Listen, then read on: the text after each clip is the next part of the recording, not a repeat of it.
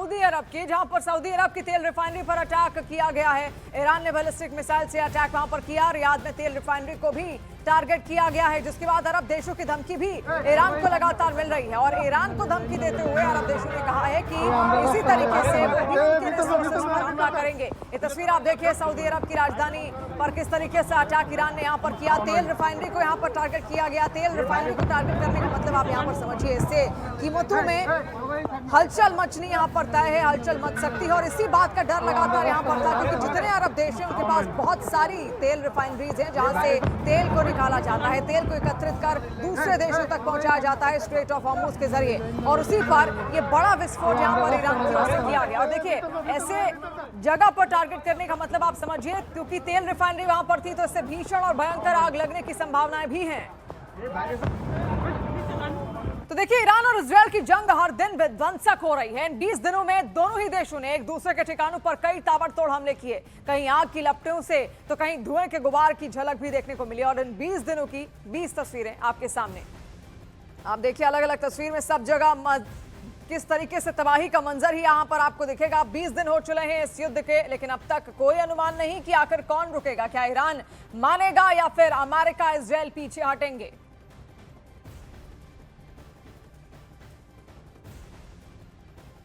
तो देखिए, इन 20 दिनों में अमेरिका हो या फिर इजरायल या फिर ईरान, सभी के हथियार बारूद बनकर बरसे।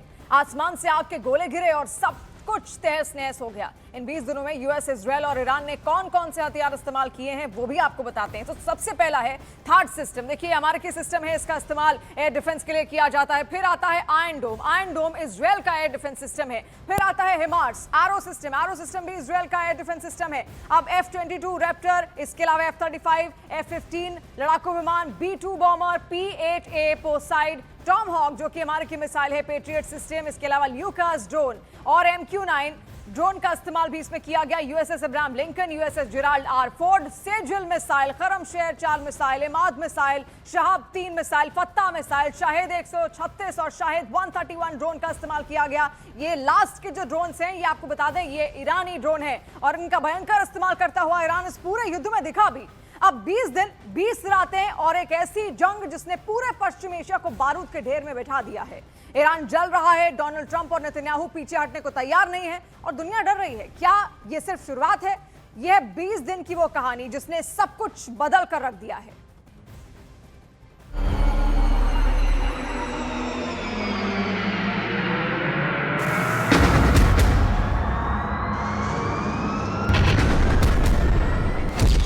अट्ठाईस फरवरी सुबह 9:45 आसमान अचानक आग से भर गया।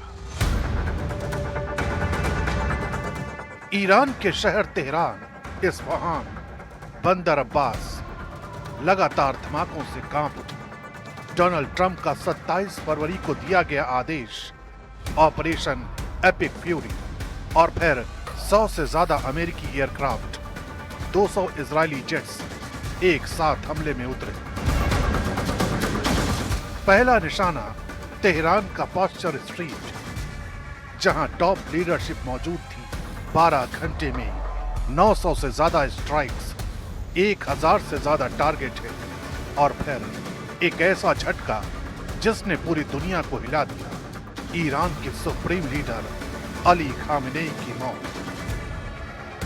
در پی یک حمله موشکی ساعاتی پیش رهبر کشور آیت الله خامنه‌ای درگذشت. حضرت آیت الله العظما امام خامنه‌ای درود می‌فرستیم.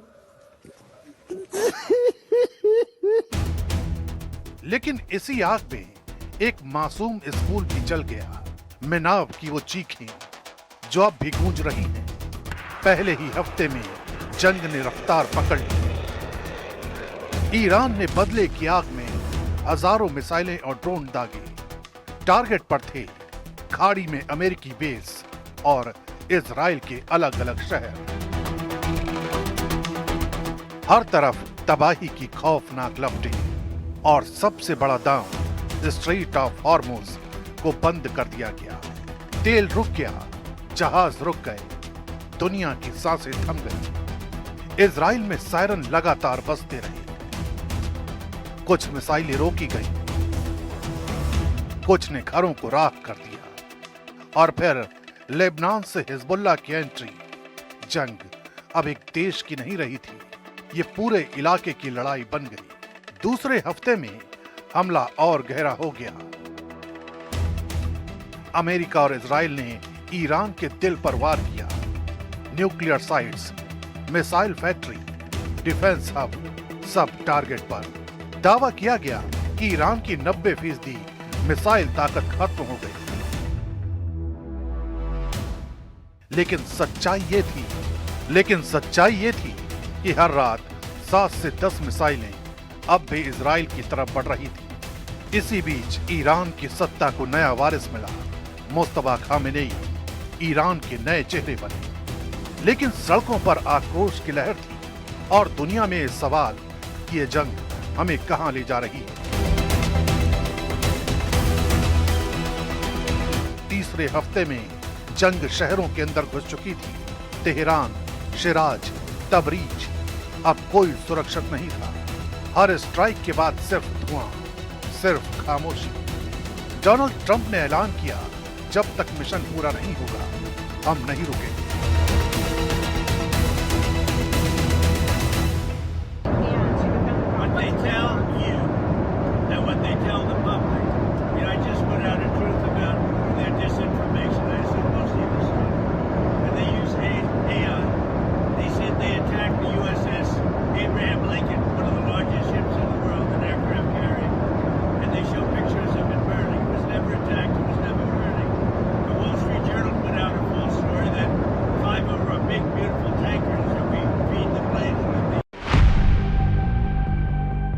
लेकिन दूसरी तरफ नया ईरानी नेतृत्व भी झुकने को तैयार नहीं।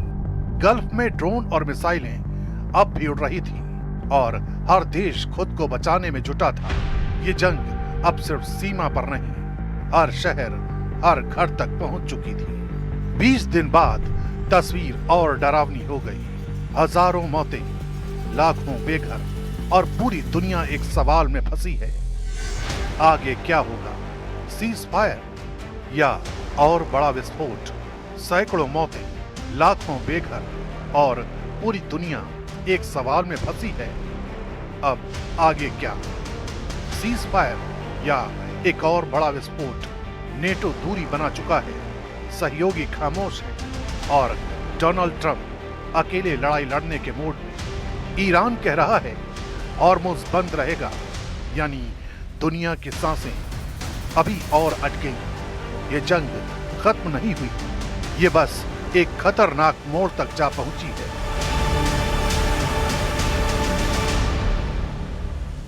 तो देखिए, अमेरिका और इजराइल चुनकर ईरान की लीडरशिप को टारगेट कर रहे हैं, क्योंकि दोनों देश जानते हैं कि अगर ईरान की पुरानी लीडरशिप जिंदा रही तो ये जंग उनके लिए मुश्किल होती जाएगी।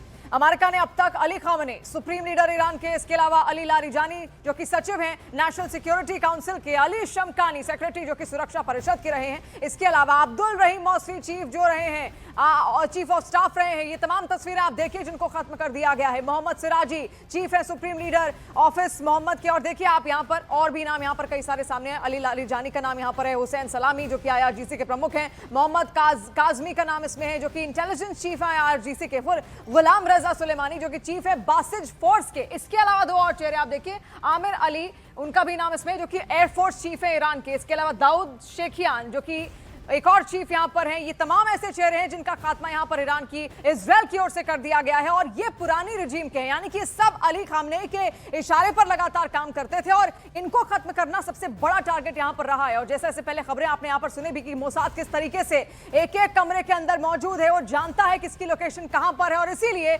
ये सब यहां पर होता हुआ दिख रहा है। तमाम चेहरे आपको खत्म होते हुए दिख रहे हैं। ये जंग देखिए सिर्फ गोलियों और मिसाइलों की नहीं रही है, एल्गोरिदम की भी है। ईरान के खिलाफ अमेरिका इजराइल ने AI को ऐसा हथियार बनाया जो सोचने से भी तेज हमला करता है।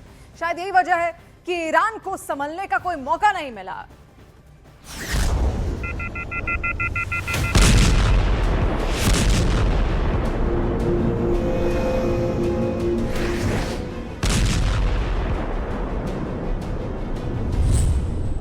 जंग के मैदान में AI वाला ट्रिगर,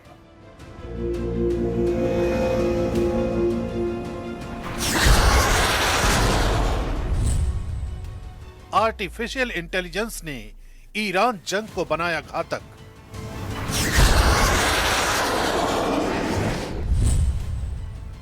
पश्चिम एशिया की वॉर जोन में एआई बना गेम चेंजर।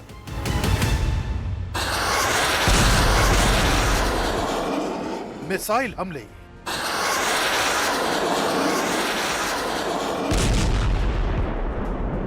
ड्रोन अटैक, बेशुमार बॉम्बिंग,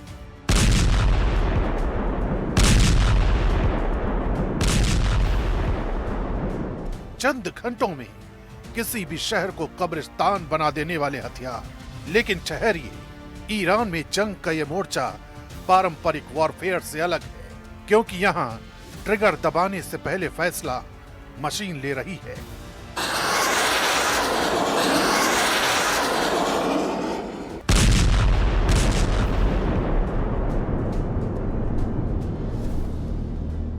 ईरान के खिलाफ ऑपरेशन एपिक फ्यूरी और रोरिंग लॉयन में एआई ने टारगेट पहचानने से लेकर हमला तय करने तक पूरे प्रोसेस को सेकंडों में बदल दिया। पहले जहां इंटेलिजेंस जुटाने में घंटों लगते थे, अब एल्गोरिदम ने वही काम पलक झपकते कर दिया। यही वजह रही कि पहले ही दिन सैकड़ों टारगेट्स एक साथ हिट हुए और ईरान को कुछ भी सोचने और संभलने का मौका तक नहीं मिला।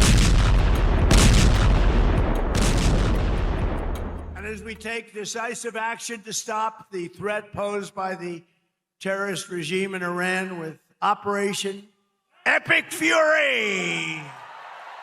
Is that a great name? Well, it's only good if you win. You know, you can only do. And we've won. Let me tell you, we've won. You know, you never like to say too early you won. We won. We won the bet. In the first hour, it was over.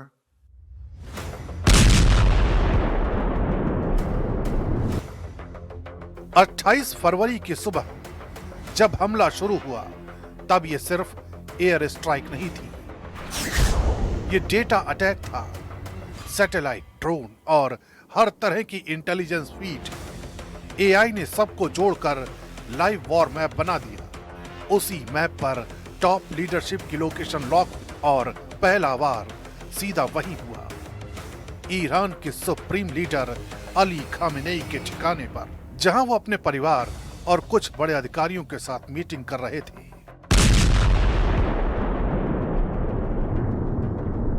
השמדנו מתקני שלטון, תשתיות גרעין, מפקדות ובסיסים צבאיים, מפעלי נשק, מחסני טילים וכטב"מים ומאות משגרי טילים בליסטיים, דבר שמפחית את האיום על מדינת ישראל. इस जंग में AI ने सिर्फ शुरुआत नहीं, हर दिन की रणनीति तय की।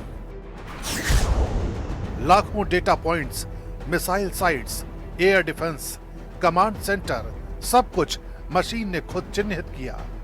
नतीजा लगातार स्ट्राइक्स, बिना रुके, बिना देरी। ईरान हर बार जवाब देने की कोशिश करता रहा, लेकिन हर बार उससे एक कदम आगे आर्टिफिशियल इंटेलिजेंस की दीवार खड़ी हो गई।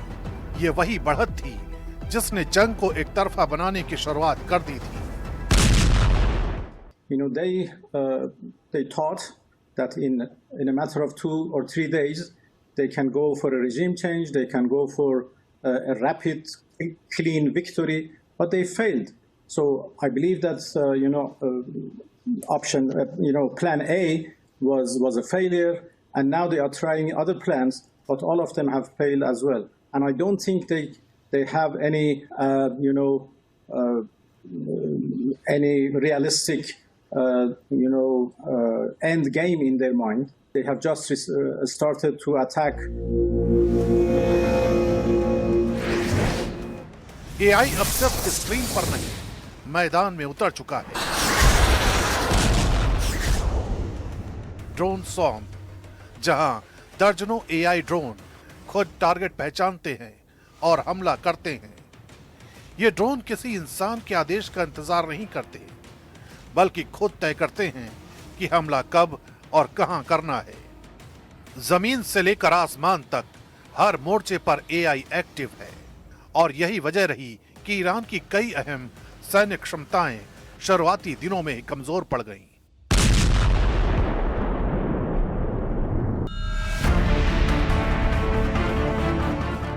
लेकिन इस जंग में तेजी की भी एक कीमत है। एआई ने जंग को जितना सटीक बनाया, उतना ही खतरनाक भी। एक छोटी सी गलती और बड़ा नुकसान। नागरिक इलाकों में भी हमले हुए। सवाल उठे, क्या मशीनों पर भरोसा सही है? जानकार मानते हैं कि अभी अंतिम फैसला इंसान का है, लेकिन अगर ये कंट्रोल मशीनों के हाथ चला गया तो जंग सिर्फ तेज नहीं, बेकाबू हो जाएगी और तब शायद किसी के पास रोकने का वक्त ही नहीं होगा। तो देखिए, स्ट्रेट ऑफ हॉर्मूज का बंद होना डोनाल्ड ट्रंप के गले की हड्डी बन चुका है। भले ही स्ट्रेट ऑफ हॉर्मूज ईरान ने बंद किया हो, लेकिन अब तेल संकट का सारा आरोप ट्रंप के मत्थे ही चढ़ा, जिसके बाद ट्रंप ने हॉर्मूज स्ट्रेट खुलवाने के लिए दुनिया के कई देशों से मदद की अपील की। पर ट्रंप के हाथ कल भी खाली थे और आज भी, क्योंकि जापान ने अमेरिका इजरायल की मदद करने से साफ इंकार कर दिया है। ऑस्ट्रेलिया ने ट्रंप से स्पष्ट कह दिया है कि उनका जंगी जहाज भेजने का कोई इरादा नहीं है। उधर दक्षिण कोरिया ने कहा कि वो इस मामले पर अभी विचार कर रहा है। हालात को देखते हुए फैसला लिया जाएगा। जर्मनी के रक्षा मंत्री बोरिस पेस्टोरियस ने अमेरिका की मांग को खारिज किया और किसी भी सैन्य कार्रवाई में शामिल न होने की बात कह दी। इधर फ्रांस के रक्षा मंत्री कैथरीन वॉटरन ने ट्रंप के अनुरोध पर दो टूक जवाब दिया और कहा कि फ्रांस स्ट्रेट ऑफ हॉर्मूज में जंगी जहाज नहीं भेजेगा। फिर ब्रिटेन के पीएम कीर स्टार्मर ने कहा कि ब्रिटेन समुद्री मार्ग खोलने के लिए सहयोगियों के साथ काम करेगा, पर युद्ध का हिस्सा नहीं बनेगा। और इटली के पीएम जॉर्जिया मेलोनी ने कहा कि जंग नहीं, बातचीत से इस मसले का हल निकले। स्पेन ने नौसेना भेजने से मना कर दिया और हॉर्मूज में सैन्य भूमिका नहीं निभाने का रुख भी अख्तियार कर लिया। और वहीं चीन ने सभी पक्षों से सैन्य अभियानों को तत्काल रोकने की अपील की है।